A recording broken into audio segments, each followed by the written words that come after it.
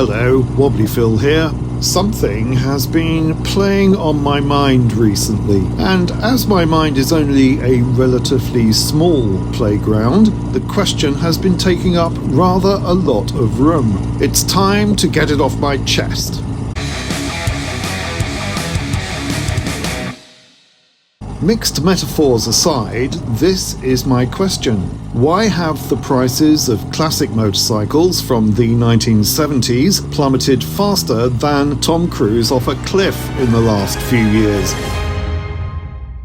Towards the end of the decade, around 2019, they seem to be fetching record prices. I usually have a few saved searches for my favourite 70s machines on eBay. They include Norton Commando, Triumph Trident, and Triumph Bonneville, and I've been keeping an eye on them for yonks. Of course, being both a mechanical numpty and a financial numbskull, Muggins here paid top dollar for a Trident T160 from a private owner in 2019. I've already made a video about the subsequent work I had done, having the engine gold-plated and fitted with diamond-encrusted plug caps.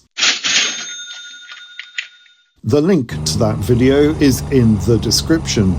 Consequently, this bike now owes me the shiny side of £20,000. But look, you can now get a Trident T160 on eBay for £7,000. That's 30% less than I paid 5 years ago.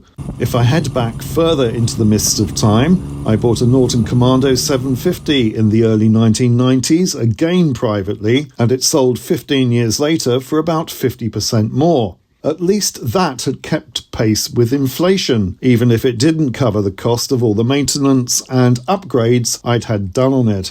But now even dealers who were asking ludicrous prices for a Trident, like £15,000 in 2019, have had a reality check and are putting them on eBay for under the 10k mark in the classified ads. That's with their significant markup, which I reckon is often up to 50%. Of course, they have to make a mint on them because they have premises and you know where they are, so you're likely to come and kick their doors in or at least demand repairs with menaces if it turns out that the Lost Gardens of Heligan pineapple they've sold you is in fact a lemon. They're going for a lot less in the eBay auctions, where you get to see the true value, the actual market value of these bikes. Again, using Triumph Tridents as my benchmark, if you don't need an electric start, this T150 ended its auction recently at a paltry £4,000 after 14 bids. It didn't even make its reserve, which tells me that owners' expectations are still way too high.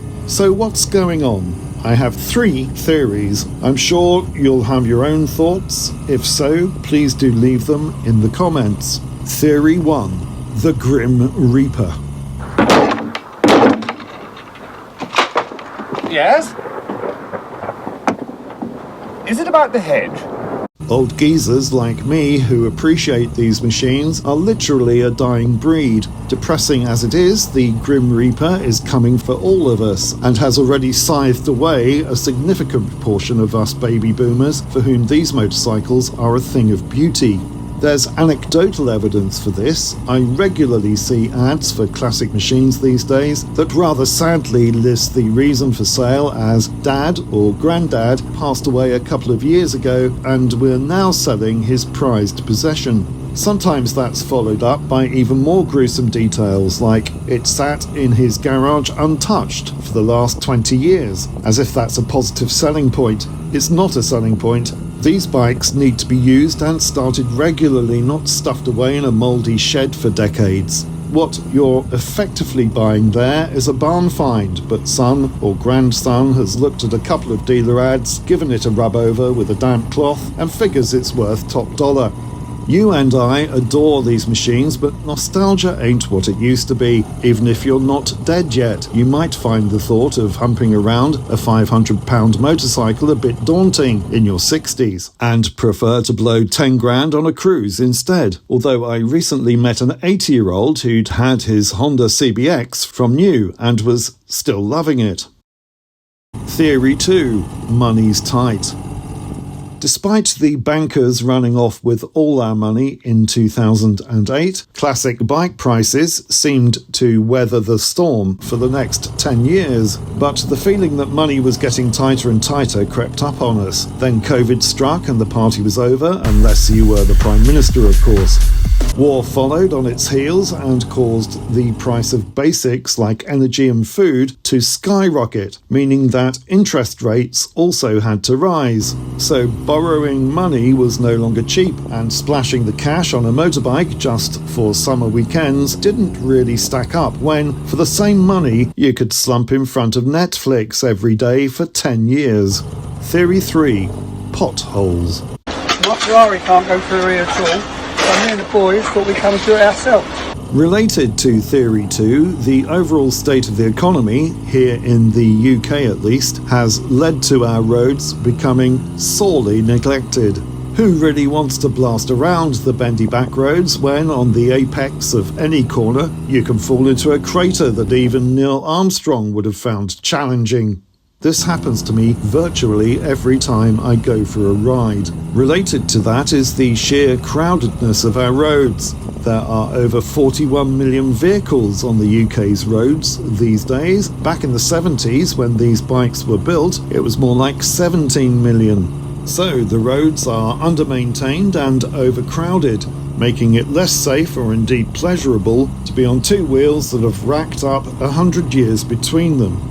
Now, don't get me wrong, it's still a thrill to ride out on my Trident, not knowing where I'm going or, indeed, if I'm going to get there, and I wouldn't trade it for 2 weeks on a floating hotel or a down payment on a Citroën Picasso. As long as I'm fit enough to get the Trident in and out of the shed, hold it up at the lights, and don't feel as if I've done 12 rounds with Mike Tyson at the end of a 100-mile ride, I'll be out there cruising the country back roads and having a giggle.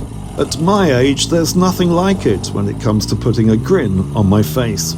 To summarise, some folk still insist on selling classic bikes as an investment, but I'm old enough to know that's a crock of shit. If you're planning on living another 50 years, then maybe, just maybe, you'll make your money back and it'll have kept up with inflation. These are not E-Type Jags. My advice is, don't worry about what your classic motorcycle is worth. If you're loving it and using it, that's as good as it gets. It doesn't owe you money, it's a thing of joy. Even just sitting in my shed and looking at my Trident on dark winter afternoons makes life seem a little brighter. I hope you enjoyed this video. If you did, then please consider liking, subscribing, commenting and sharing to let YouTube know we're doing something right here at 3 Phils. Thank you.